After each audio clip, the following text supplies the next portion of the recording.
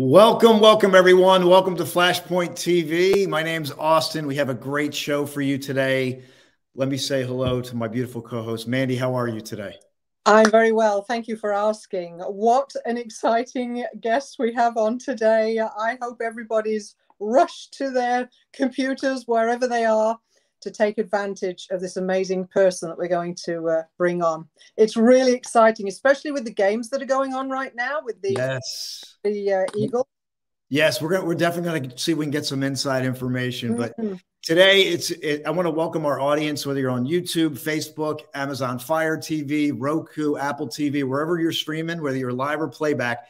I want you to settle in. We got a great episode today. We titled this the Underdog episode, and you're going to find out why in a moment.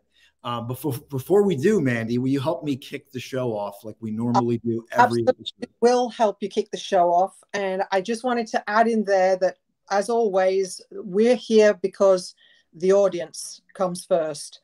So we want them to take part, to enjoy, to ask questions, any thoughts they have around the guest or anything else. Take part, interact with us. Even if you tell us where you're from, what you had for breakfast, we don't care. Just take part.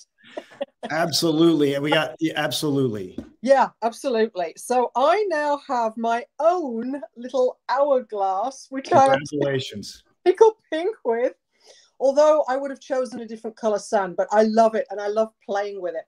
So we start the show off with the hourglass, and we speak about what the hourglass represents. Now, before I get into it, I'm just going to give you a quote from Corita Kent because it ties in nicely with the hourglass.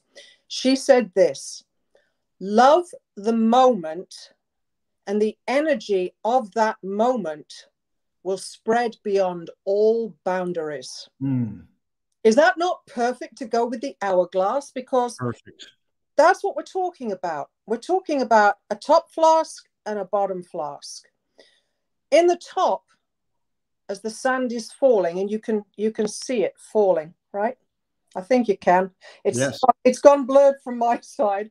But anyway, so in the top, and you can see the sand falling. The sand represents everything in the future. And it's basically an illusion because it hasn't happened yet. Right. But as time goes by, the future falls through the middle of the hourglass and into the bottom flask. Now, the bottom flask represents everything that's past. So everything that's gone, even 2 seconds behind us, we cannot change it. We cannot affect it. Right. The only thing we can do with it is learn from it. Yes. So what's the other significance of the hourglass? Well, in line with that quote, love the moment and the energy of that moment will spread beyond boundaries. This is where the middle of the hourglass comes in, because it's the in between the future and the past, which is the present. The present moment in time. And as this little doobry, as I call it, says, it's inspired productivity. This is, it's back to front. There we go. This is where life unfolds in the present moment of time. It's all we have. It's where the magic happens. It's where change, Flashpoint happens. And so that's what we focus on, living fully in the present moment. And as she said, do that, and that energy will spread beyond boundaries. It will create and change lives. And in line with that, and I brought the mug with me as well, you have a show on a Sunday. Yep. There it is, called The Power of Pure Presence. And my mug's Live More Fully Now. So that's 10 o'clock on Sunday morning, Eastern Standard Time. And it's number 18, I believe. So you really focus on what the present moment means. You get into breathing and you use quotes and literally take us as if we're outside of this world looking in, but we can experience it with you. And that's what it's all about.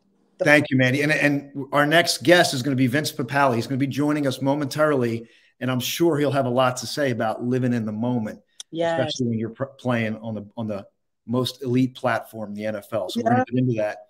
The next thing we want to highlight before we bring Vince on is the light bulb. And this is a replica of the Thomas Edison light bulb. I picked this up in Menlo Park at the very location Thomas Edison landed on this rendition of the light bulb, which was in production for 100 years. We showcased this because not only it's a great symbol of a breakthrough. And by the way, if you're in the chat, I want you to type in, because we got a real-time chat here. I want you to type in, do you have a symbol?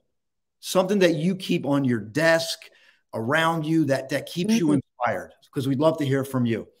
But the quote is, I did not fail 10,000 times. When Edison was asked, how does it feel to fail 10,000 times? He said, I did not fail 10,000 times. I successfully created 10,000 ways in which the light bulb could not be created. Think about that philosophy, that the failure is actually the success turned inside out. And I want to point out that our good friend Thomas Edison had a team. So it wasn't just him. He had a team behind him that were trying and trying and trying until, lo, we got the light bulb. So just keep this as a constant reminder, not only for your Flashpoint, but the persistence required and how we can view those renditions that don't seem to work out. And if you put a spin on that, they were different ways. They had to be different for it to eventually succeed. So never give up. Time can change as long as we keep going. And people proximity with the team. We all need a team of light around us to support us. So then we go on to the good old Liberty Bell. Yep, there it is. This is the Liberty Bell. The good old Liberty Bell. There it is. Freedom, yes. So we like to ring this when you in the chat room or even on the show, we have those special wow moments. Wow moments, yep. Yeah, really. And there's going to be a lot of wow moments on this. You're going to be working really hard today, Austin, ringing that bell. Absolutely. Make me ring this bell. Yes. So let's get into our guest, Mandy. Yeah, I'm going to do the introduction. So Vince is going to, I've been texting Vince and reaching out to Vince. I'm like, Vince, I want to have you on the show. We focus on the breakthrough, and he's got such a great story, and he's been on many platforms, but this is the first time Vince is going to be on Flashpoint TV. So if you don't know, Vince became a 30-year-old rookie in the NFL, and the last I checked, it was the oldest non-kicking player in the NFL. Yes. And I'm going to read a little bit from his bio here. On Father's Day, 1964, he was awarded a full track scholarship to St. Joseph's College, and they didn't have a football team. So prior to that, he went to Interboro High School, which was about 6 miles from the Philly border. He became a Buccaneer with the high school. Vince earned his varsity letters in football, but I want to point out he only played 1 year of high school football. He also earned a letter in basketball and track, all in his senior year. So we're going to dig into that, like what happened before that. Track was the sport where Vince excelled as a pole vaulter, and it got him a full ride to St. Joseph's, which they call Hawk Hill. Yes. He was always told, I love this, he was too small to play high school football, although he was the fastest kid in Interboro. So later, an opportunity to join the Philadelphia Eagles unexpectedly presented itself. In 1976, Dick Vermeil announced all comers are welcome to try out. This move by Vermeil was shocking and even perceived as a publicity stunt, but it proved to be very real. Vince was working as a part-time bartender, nightclub doorman, and substitute teacher as he was on a leave of absence from teaching at the time. That's where the movie Invincible picked up the story, but there's a lot more. Matter of fact, there's multiple movies and stories here is what I see. Yeah. He didn't get an invitation to the tryout like Wikipedia suggested, but he did get 4 accredited years with the Philadelphia Eagles, earning his NFL pension, which was huge, and ultimately getting the last laugh. As a matter of fact, he's got a book called The Last Laugh. I want to learn more about that book. I saw that. And on some other notes in the movie Invincible, yes, Mark Wahlberg and Vince have remained friends. Max's bar, which was pictured in the movie, was real. And his 3 amigos friends, which one was a downer in the movie, that's all real. And Janet, Vince's wife, they met in 76, but didn't get married until 1993. That's and right. Vince will always be grateful for his 2 coaches in his life, George Corner and Dick Vermeil. But here's what I want to share, I just loved the time communicating with Vince, what I learned, his passion for family and relationships comes across. And Vince doesn't know this, but I've talked to multiple people who know him. I met him, ultimately got connected with him through Rudy Rudiger, but I knew other people that knew him, and I got text messages. He's a great guy. He's a great guy. I mean, just, it's like when you're not in the public eye, who are you? And Vince personifies that. So I am so excited. Please, if you're in the chat, help me welcome the one and only Mr. Vince Papale. Yes.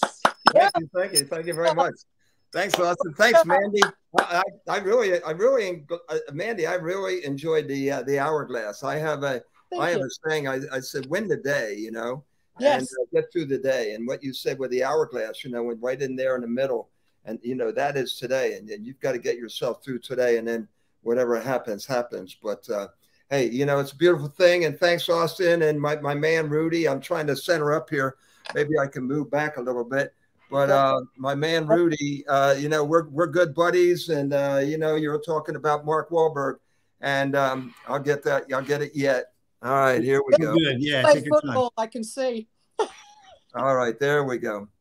So anyway, Mark and I are still friends, and it's been a great relationship that we've had, and it's great to connect with both of you. I'm really getting upset here. There we go. Take your time. You're good. We got there. You go. Oh. Perfect. So it's my OCD's coming out. That's the problem. See, the older you get, I'm saying I can't help myself, Mandy. I always say I took too many hits to the head without a helmet. So. Oh yeah, there's a point I want to talk to you about that, but we'll get into it in a bit. Yeah, no, Vince, we're glad. We want to definitely very excited. Yeah, we're excited to just kind of dig into your story a little bit. And I know I want to dig into some of the past stuff, just because there may be like one person out there, who doesn't know who you are, but. Most people do, but I wanted to go back a little bit because there's the movie, but then there's the story. And I know you wrote about that a little bit, but I wanted to dig in, like, what was your childhood dream? Did you have a childhood dream? Was it always to do that, or was there something else there? No, actually, I dreamt someday I'd be a Philadelphia Eagle. I was this little kid. We grew up in a housing project, a World War II housing project. It looked like a Monopoly board, with the hotels and the stuff there, if you ever saw it. And, my mom and dad, both from immigrant families, first level immigrants, and my mom and dad never getting beyond the 8th grade. I mean, the most humble background you could possibly imagine. But we always had that one thing. We always had the TV. It was a black and white TV to start, and then we were the first in the neighborhood somehow to get a color TV, and everybody would pile to our house. But on Sundays was reserved for Eagle football.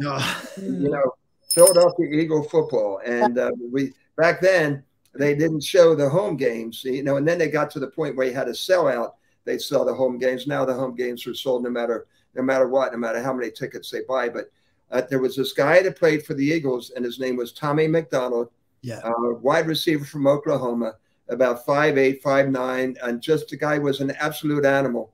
And he was my idol, because when I was 14 years old, I didn't even weigh 85, 90 pounds, wasn't even 5 feet tall, about 4'10", 4'11". And that's when you had said that I was too small to play football. And then finally, when I was in 9th grade, my mentor, one of the guys that you had mentioned, my high school coach, who was my junior high school phys ed teacher then, said, come on out for the football team. I was playing in these weight leagues, 100-pound leagues, 85-pound leagues, and that kind of stuff in the neighborhoods. And then I got my shot in junior high school, but then he wasn't there in high school. They had another coach. The guy was a Marine sergeant, and he said, you're too small, you'll get killed. So finally, my senior year, my mentor, coach, best friend, George Corner, said, come on out for the team. And as they say, the rest is history. So, that's a little bit of that. But I always dreamed that someday I'd be a Philadelphia Eagle. And then I was a season ticket holder when I became a freshman in college at St. Joe's, running track, pole vaulting. Yes. The pole vaulting, though, led to actually it was a great thing. My coach says, you're not just going to pole vault, Vince, you're going to do more things. So I wound up running the high hurdles. I was one of the fastest guys in the team, so I was the leadoff for the sprint relay.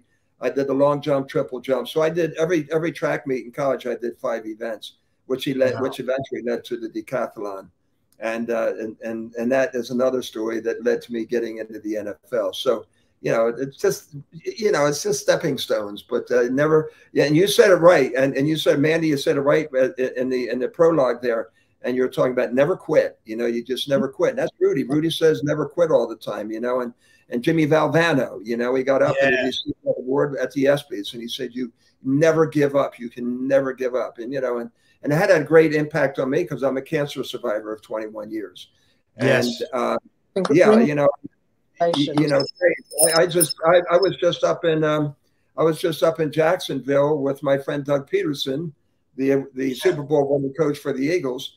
And I'm right now in Jupiter, Florida, and we went up there and I did an event for pediatric cancer, the Tom Coughlin, the J Fund, and just really, really something very special.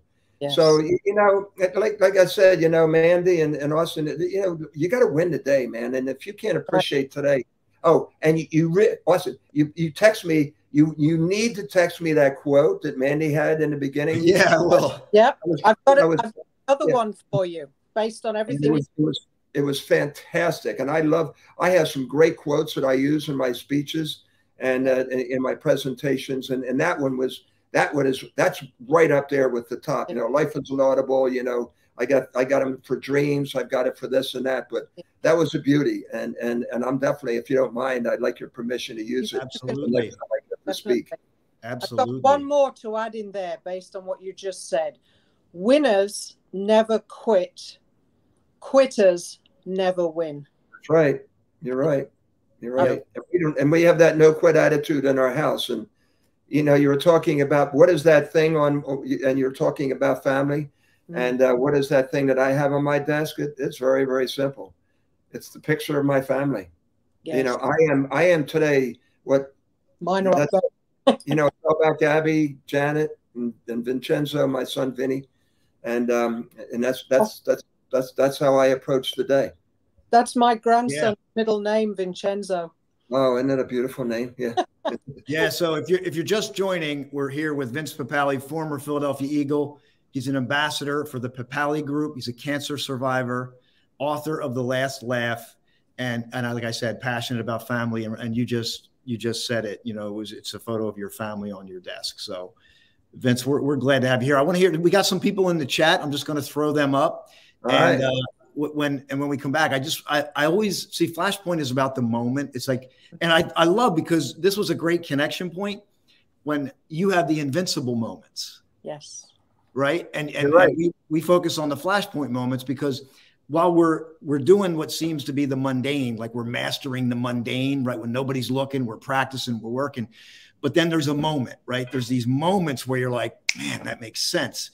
And I wanted to try to dig some of those moments from you after we do the shares of the folks that are watching real time right now.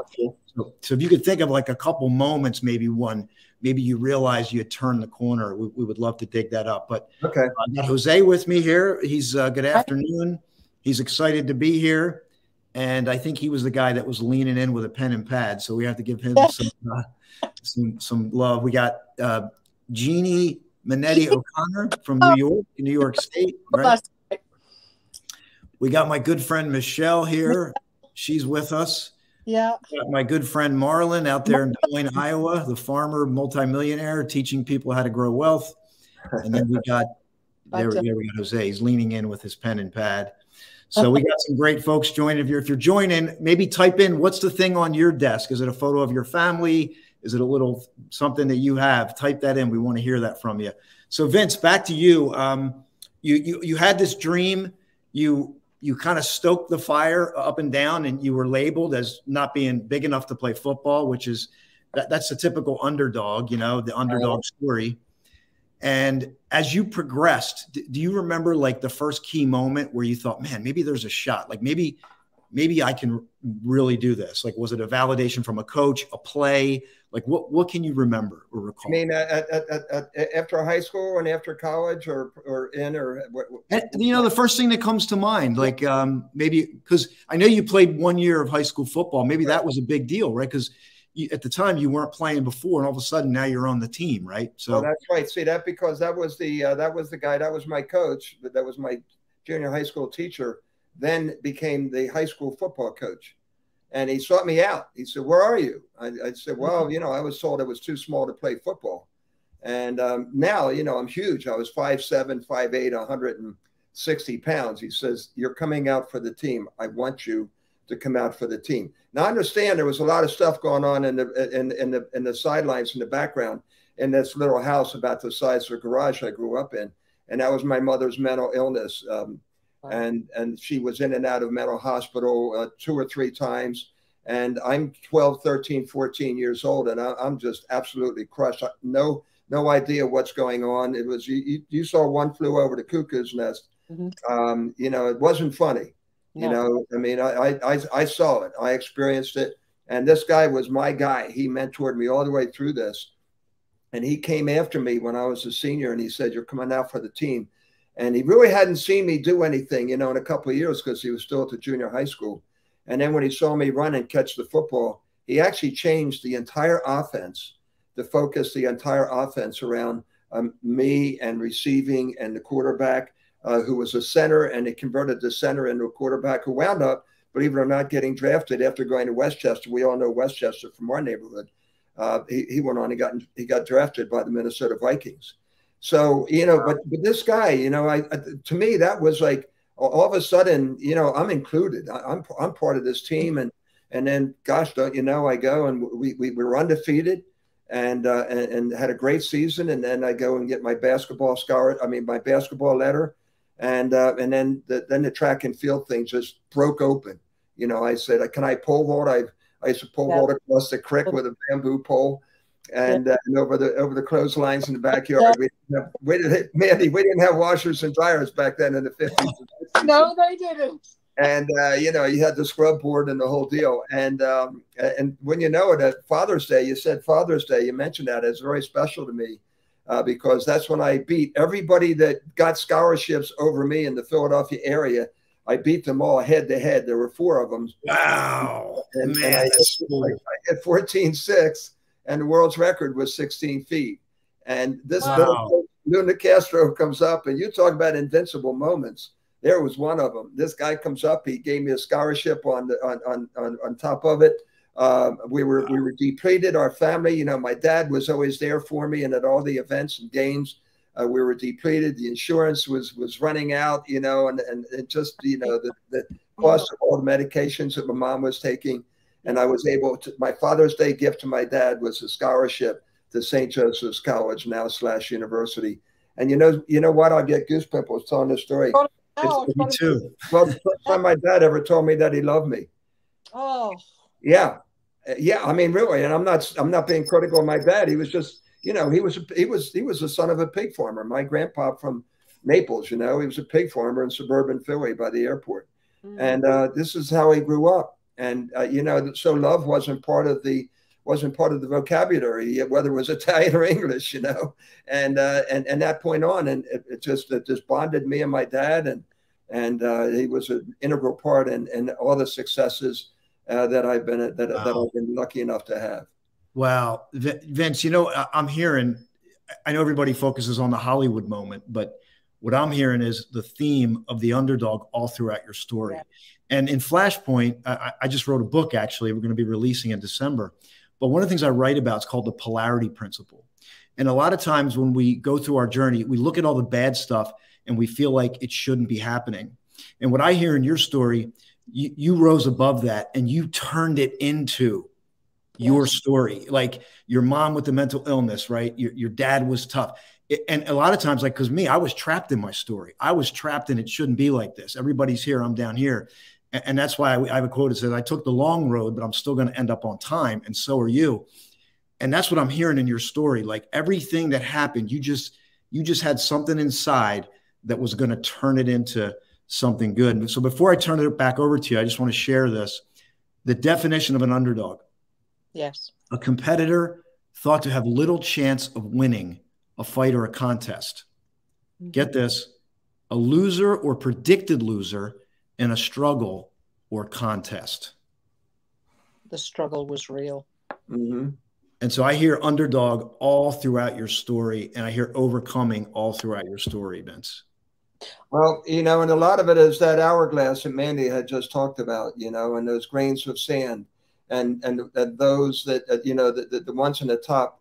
And I listened. It was an absolutely great way to describe the future and what the future holds. And I talk about, when I go out and speak, I talk about the future being potential and this greatness that we have within us that is just dying and waiting to come out. And what are you going to do if you're going to waste your potential, and be that dreamer that's not willing to pay the price to have that dream come true? And then you're just a poser, but we all have that within us. And it's all in that grain of sand that Mandy was just talking about. And what you had just said there, it's so easy for everybody right now to blame everybody else on everything that was going on. They can blame the pandemic. They can blame this. They can blame the mask. But you know what it is? It all comes down to us. And we are the ones that really need to solve it. We need to grasp everybody, love everybody for what they are, not who they are, and just be more caring and observant about what's happening around us. And that's my philosophy, and it's what I pass on to my children. It's my wife Janet. She was a coach, world-class gymnast. We share that same philosophy, and it's working. It's working. We're very, very blessed, very lucky.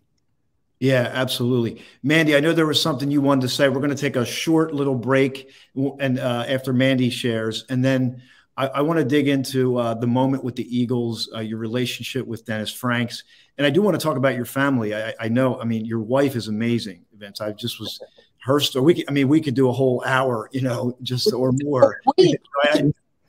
So I definitely want to get some of that story as well. But Mandy, she makes me look like I'm in a coma, Mandy. I'll tell you that. She's got so much energy. Oh, I know. It's done the same for me. I'm a past athlete myself. In 76, I was the fastest woman on the planet in the 100 meters, 10.8 seconds. I was unbeaten. What is your last name? Robinson. Oh my gosh. Yeah, Robinson. Wolverhampton Stadium, England.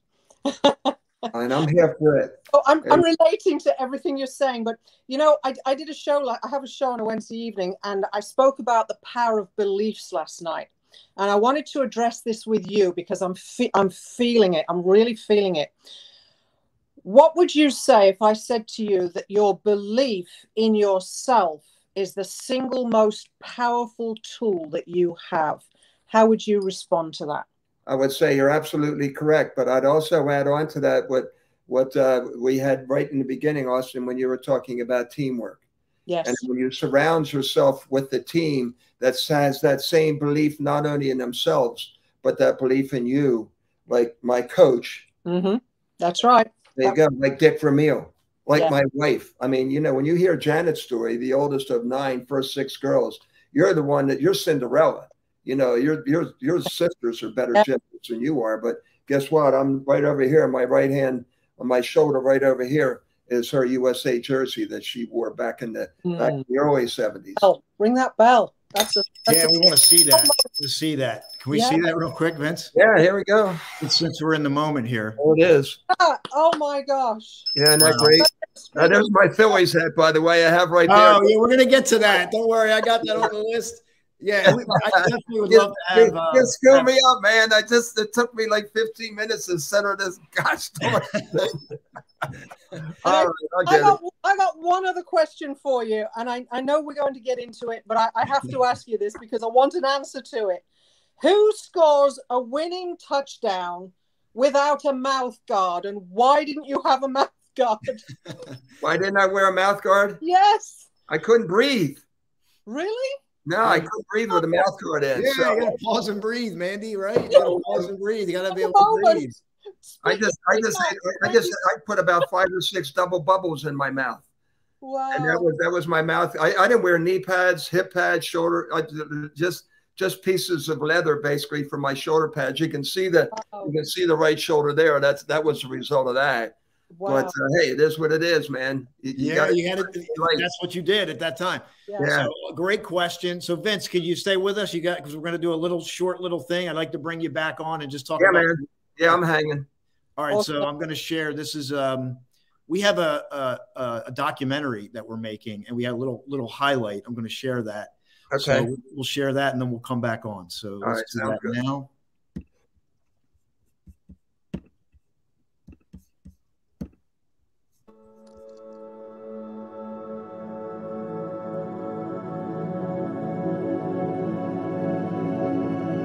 My name is Marilyn Morales.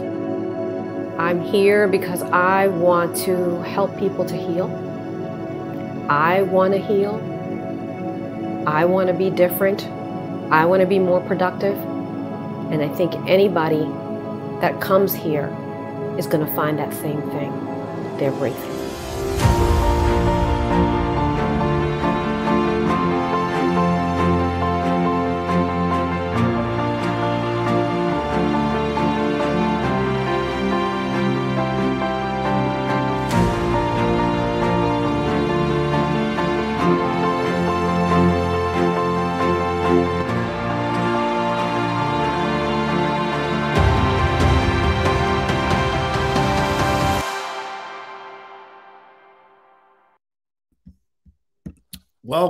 Welcome back.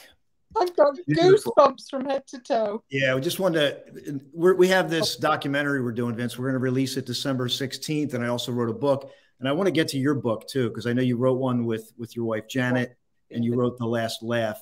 So I just want to give that out because we got a lot we're building with the community. And I want to pick your brain too by the end, because we feel that right now people need your story, Vince. They need Mandy's story. Like, they need to know there's people who care, that can flash a light in an area where it's dark in their lives. And I definitely want to pick your brain about that. Cause I want to, but before we get to the end of this, cause I want you to leave like a message to these upcoming generations as well, that are, you know, we're in a new world and they're trying to figure it out. So, but before we do, let's talk about this with the Eagles now.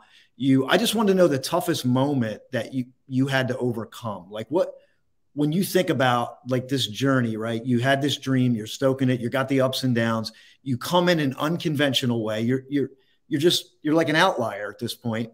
And you get this moment. And I love the moment in the movie. I don't know if it's true, but with Frank's, when you're in the dorm room and he's got the fingers and you see the fingers. Is that a true story? Yeah, well, it didn't happen in the dorm room. I had a different, he was my eventual roommate when we both wound up making the team. And he went to Michigan. He was the center of Michigan. He was too small, and then he wound up becoming captain of special teams. But yeah, that was true. But there was that special moment. I had my invincible moment. It was against the Miami Dolphins, and just a couple miles from where I am right now, which was pretty cool. I remember watching a game of theirs and really enjoying it. And it was one of the first times I ever watched American football. And I actually enjoyed it. Well, it's a lot of fun. Like I said, my son Vinny almost played up there in Montreal, but because of the COVID, everything was canceled, and he wound up playing in the spring league. Now he's with the USFL. So that's fun. Yeah. So this moment you're playing Miami. What's the moment? What's happening? Well, it's back then in '76 we had 6 preseason games, 8 weeks of training camp, and we played 14 games the first 2 seasons I played. And training camp was brutal. I mean, it was full pads, and it was really hard. Anyway, we're playing the Dolphins in the 4th game, and I'm leading the team in receptions. And I mean, how's this happening? Wow. And then all of a sudden the coach comes up. It's a night game. It's on Friday night. We're playing at the Orange Bowl, right? Wow. And you growing up, Philly, you're looking at Philly, it's New Year's Day, and you're looking at the palm trees, and it's, it's like miserable weather where we are. We just got done the Mummers Parade, for crying out loud.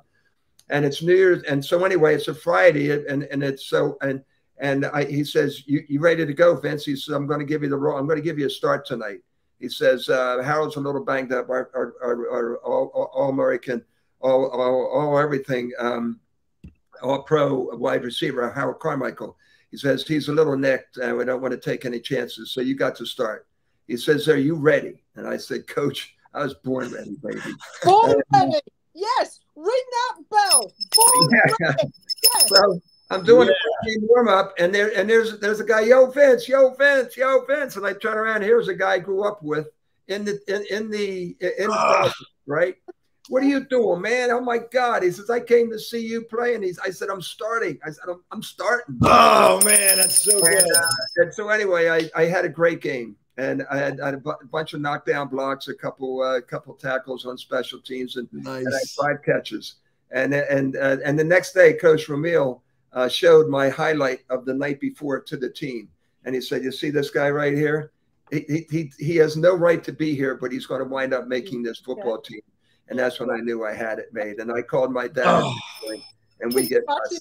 So the reporters came to me and they said, well, what do you think of your performance? I said, well, what do you think of your future? I said, well, my future went from partly cloudy to partly sunny. and I did. I have that headline. It's the headline in my scrapbook. And, you know, it's always sunny in Philadelphia. Yeah, that's great. What a great story. Yeah. So, yeah, you know, it's it was really cool, and then it just grew after that. And then, you know, you start getting your confidence, and then I made the big play, the play at the end of the movie. That's true. The Giants, the knuckle thing, that was true. It's all, and I convert that knuckle thing.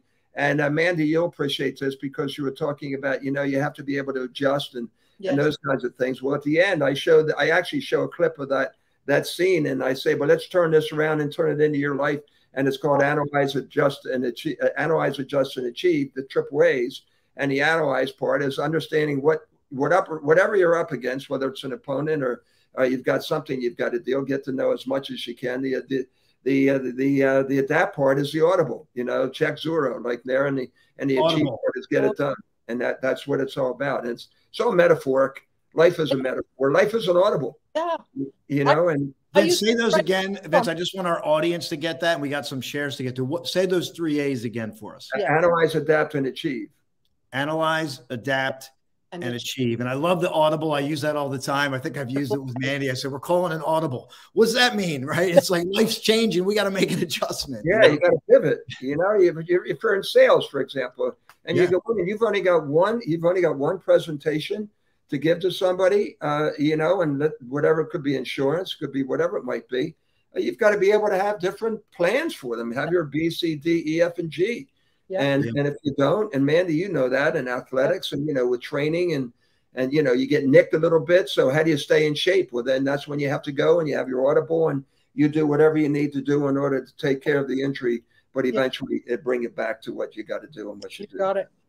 Yeah, great stuff, Vince. I really appreciate it. We got 6 minutes because I know you got to leave at 3:45.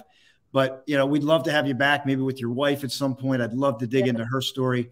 I do want to get to the Phillies and the Eagles playing tonight. It's just mind-blowing. A couple things. You started the Papale group. You're the ambassador. It's a family affair. You're in the real estate market. And I just want you to shout that out if you could. And then I'd like you to give a message to, you know, to the generations and right now during this time. Well, the Papale Group, that's actually, that's my son, Vincent. He came up with the idea, and, you know, he's got his real estate license in 3 states. So the Papale Group is my wife, it's my daughter, Gabrielle, it's my son, Vinny. Gabby, a Syracuse grad, worked for the 76ers in live events, and she gave that up to come full-time here with real estate. And basically what the Papale Group's about is just an alternative look at the way you buy and to sell a home, you know, and it's a feeling, it's a gut feeling. And we have not only just my immediate family, but we have a team, and we're starting to expand around the 3-state area, and we're very excited about it. We have about 8 people now on the Papale team, and you know, you said teamwork makes the dream work. You know, and one of the biggest dreams that most people have is a dream of buying a home. But now, you know, with what's going on and the interest rate today went up another 0.75. And I used to do mortgages. And listen, when I started mortgages, the interest rate was 16%. Right. Yeah. I mean, back in the early 90s. Yeah. So, you know, there's a lot of things going on, and the Papale Group I'm really proud of.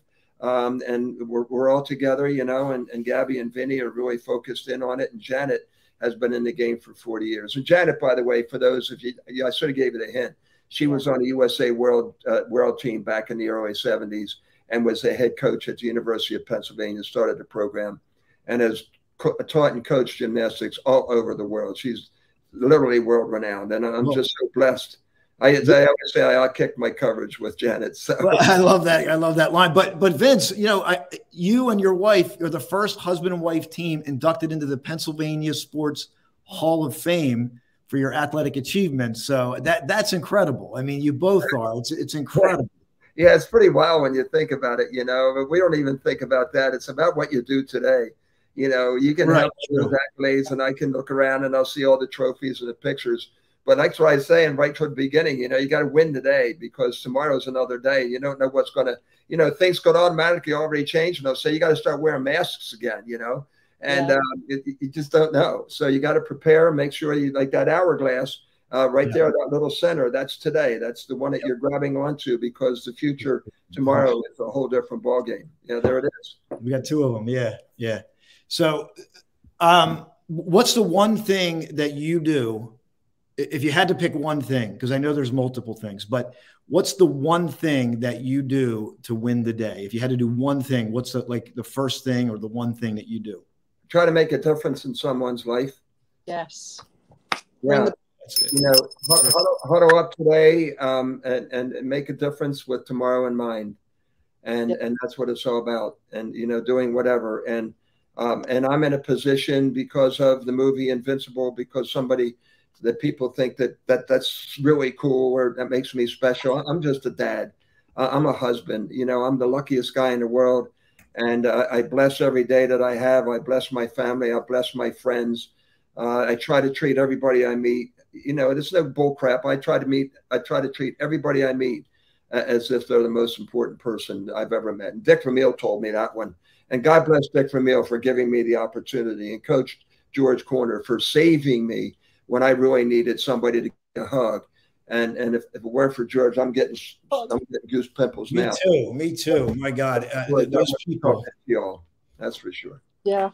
And you know what? And you have that person in your life, every one of us. And I tell when I'm out is just make sure you get in touch with people. Yeah. You know, I just received an award, and I just made a phone call to my coach. Actually, it was Dick Vermeil when he got inducted to Hall of Fame. And I was talking to Dick Vermeil on how much of an impact he made. And I called George Corner and I said, Coach, and I started crying. And I said, I love you. I love you. He said, what's this all about? I said, is there something going on? I said, no. I said, I just love you. I am today what I am because of you.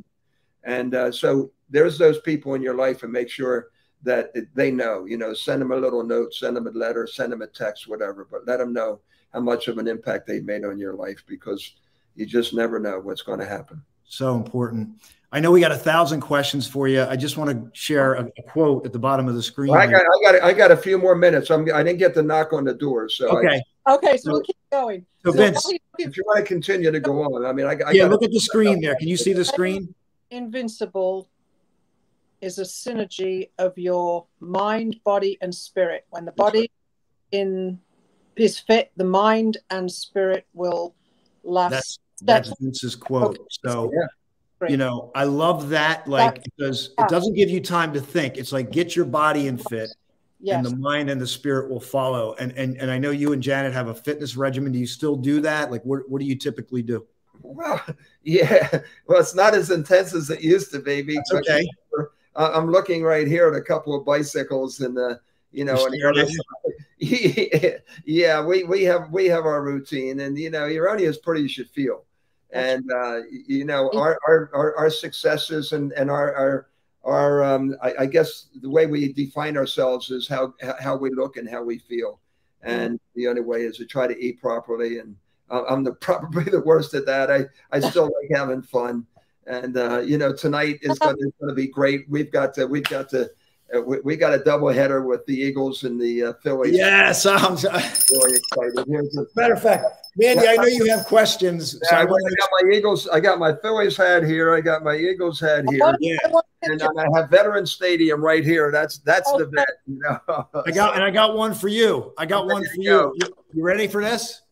Hang on. Oh yeah, baby. Yeah, I'm getting another one. Philly Underdogs. Look at that. Oh, it's the best. Yeah, we are. You know, and that's and you know what? We relish that. Look at the Super Bowl team. You know, with Jason Kelsey and him getting up there. You know, the ultimate underdogs, and you know, Doug Peterson, what he did. We've been buddies since '99. So I'm actually going up to Jacksonville this weekend to see them beat the Raiders. So it'll be fun. I'm going to interject because I want to put this in. I did a lot of research on you, and I basically summed you up in about 3 or 4 sentences. And wow. I get it all out. We all have potential to do something extraordinary. Do the impossible, do the unthinkable, and maybe have a dream come true. Don't let people tell you that you can't do it. Hustle, work hard, have a good attitude. You can do it. Where's the last little bit? Hold on. Have passion. When the opportunity comes, make your dream come true. That's what I'm most proud of. That's what you said. And what did you add after that? It only took me showing up at the Veterans Stadium. That is a key phrase in our community. Yeah. Keep showing up to life. And it was Nancy Reagan who said, say yes to your life. I love you for all of that. Thank you. Outstanding, Vince.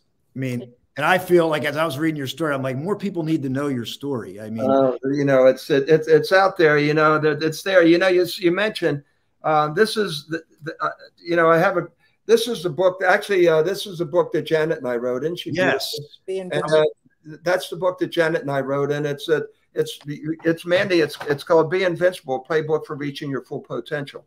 I've got it written down. Yeah, and the website, your website's at the bottom of the screen here. Vince, can they buy that book on the website? No, that's sold out, but you can get this one. This is The Last Laugh from Vision to Victory. And my friend Dennis Franks, my best friend, godfather of my children, basically my brother from another mother. He passed October 16th last year. And but I feel Denny all the time. He's always in my heart, my spirit, and he'll always be with me there. You know, you gotta. And it was, you know, we were talking about teamwork, and you know, it takes teamwork to make the dream work. And I mean, this right here, this is from the Navy SEALs. I spoke to SEAL Team 6, and that's one of their oars. And I use that as my metaphor when I talk about teamwork. And when one person goes down, the other one has to come up. We all got to, you know, you don't only play for yourself, you play for your teammate. And it's as simple as that. And you surround yourself with a team that you can trust. That's right.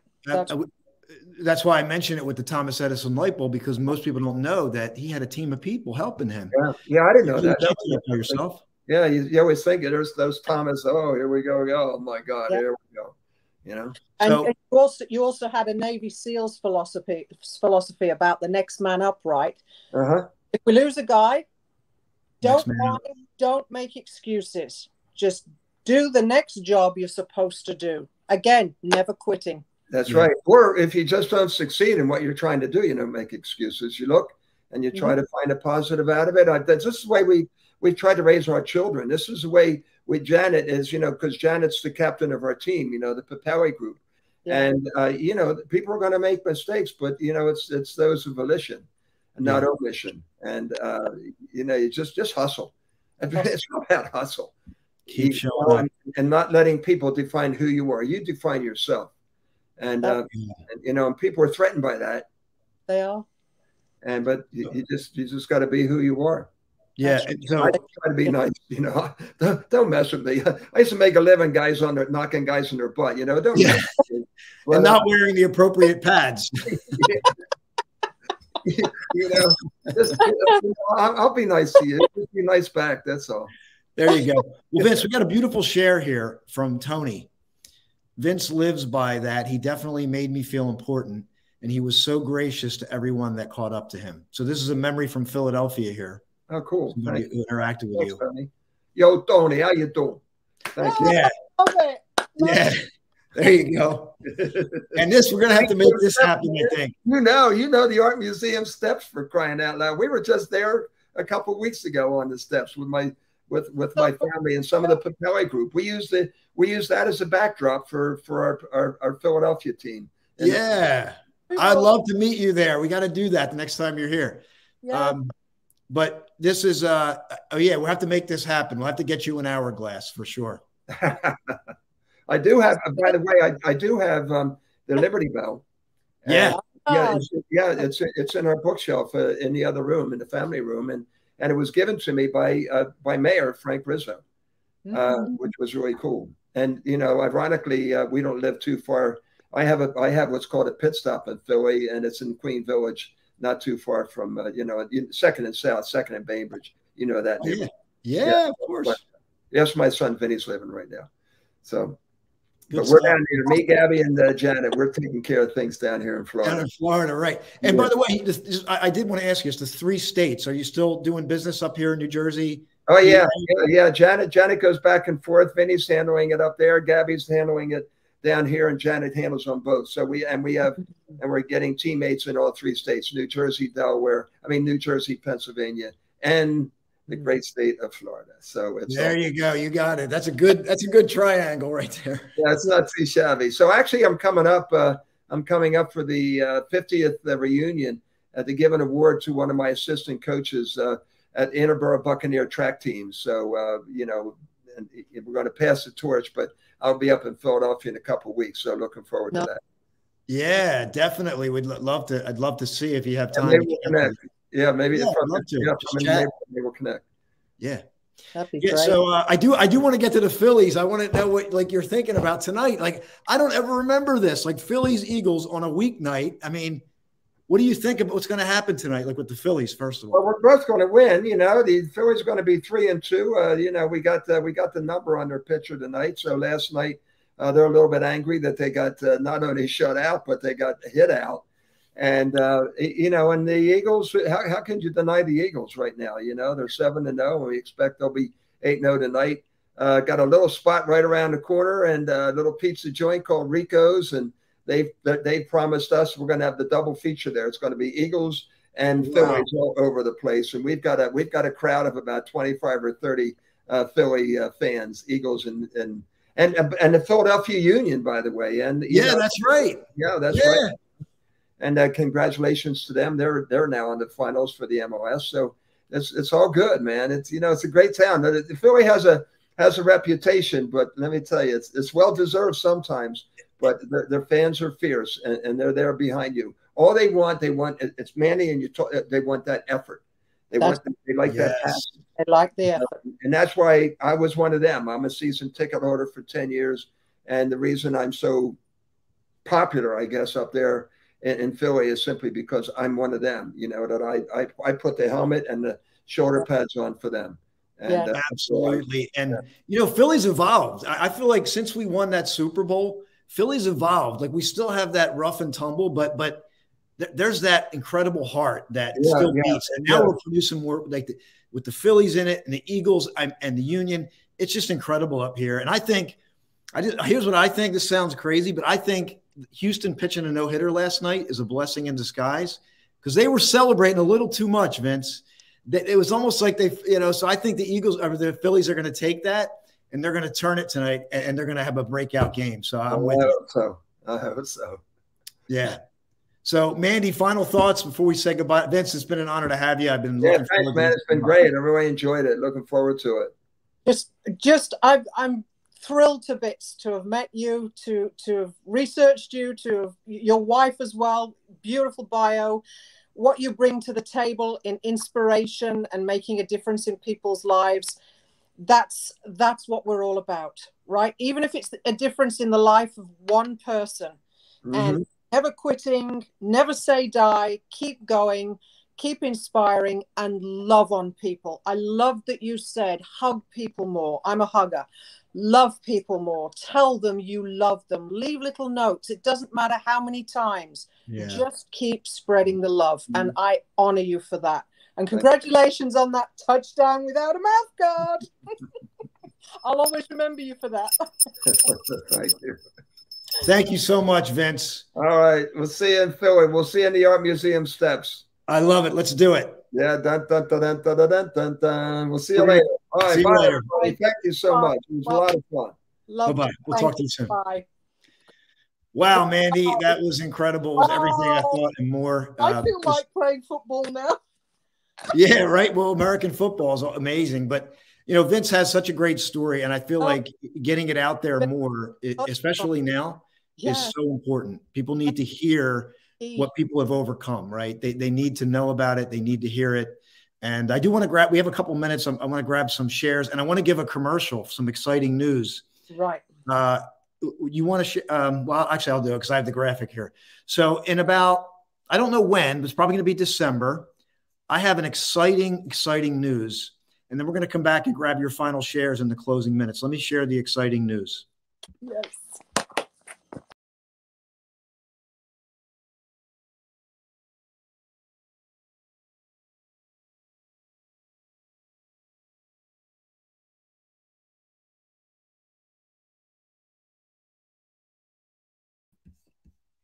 So we here at Flashpoint have secured an interview with the head researcher and the official author of the Vincent van Gogh Museum for the new book that he's just releasing. And it's The Woman Who Made Vincent van Gogh Famous. It's about Vincent van Gogh's sister-in-law and all the work she did, this incredible woman, to get Vincent van Gogh's artwork to the world. We are going to have that interview for you here, probably released in December. We have about 3 minutes left. I just want to grab as many shares as I can. Yes. Another great interview. Thank you, Tony. Congratulations. Thank you, Michelle. Very, very, very, very, very, very, very cool. Thank you, Ivy. Greatest show in the history of the universe. Greatest show in the history of the universe. And I love this. Keep hugging and loving on people. Absolutely. Seriously, this was amazing. Thank you so much, Vince, for your time, your story, and your passion. Absolutely amazing. We just, we love sharing these stories, and Vince is a great story. I mean, I think he embodies the underdog. Oh, absolutely. Completely embodies the struggles he went through. And yet that seed was planted at a very young age. And he kept watering it. And he said, I know I can do it if I just have the opportunity. And then boom, the opportunity presented itself, and he was right there. And the rest is history, as they say. I love the connection between Vince and Mandy. There you go. We had some beautiful energy here. We, Vince, are blessed to have you here with us at Flashpoint. Absolutely. So we're just grabbing some shares here as we close out the final minutes. Loving this. Yeah. Amazing coach that recognized your potential and changed your life. That's the coach that stepped into Vince's life. Yeah. So that was great. And Jose's talking about the quote, winners always find a way to win. And we were just talking about that. So this is a great show. We want to thank you so much for being here. We want to continue to invite you. I'm going to share my website here. I think I uploaded it. I'm going to leave that as the closing thing here. You can, all you got to do is get your phone. You can scan the QR code and you can get to my website so you can connect with us and step out of TV land and step into the live chat or whatever suits you. So Mandy, thank you so much for helping make this show incredible. And we'll be back on Sunday with Power of Pure Presence. 10 o'clock. About the hourglass. You got it. Have a great day, everyone. Stay blessed.